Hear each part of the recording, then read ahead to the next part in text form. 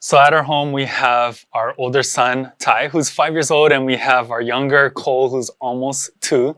And we have our nighttime routine. Nighttime routine all leads to bedtime, but right before bedtime, we have to read a couple of stories. Their favorite book is our children's Bible. It's an excellent book, beautiful illustrations, all the Bible stories rhyme, and that's where we read a couple of stories every single night together.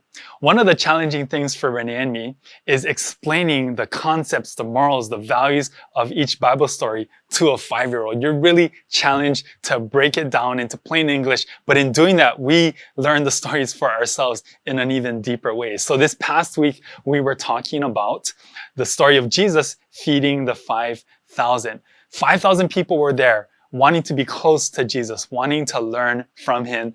And as night approached, they all needed to be fed.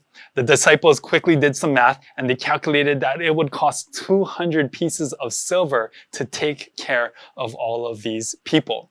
In faith, a little boy came and he offered his 2 fish and his 5 loaves of bread. The disciples almost dismiss the young boy because what would 2 fish and 5 loaves of bread do to take care of the multitudes? But of course, Jesus showed up as he always does. Jesus did a miracle. He used that little bit of food, which was everything that the boy had, to take care and to multiply.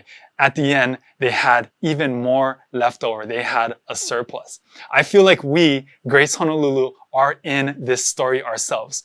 We have before us an opportunity to move into the Willows property. That's, I believe, God's will for our church. And we ourselves have calculated what it would cost to put ourselves into this place. And in putting ourselves into this place, we all are doing our parts. We are the young boy, bringing our fish, bringing our bread, bringing everything that we can so that we can participate, so that we can demonstrate our faith, so that we can play our part. Let's continue to do that in faith, and let's see how God can do this miracle. To learn more about partnering with us and beginning to make the Willows the new home for Grace Honolulu, please visit the Grace Honolulu website at gracehonolulu.org.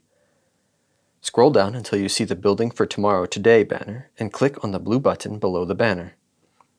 You'll be taken to the vision page for Grace Honolulu at the Willows.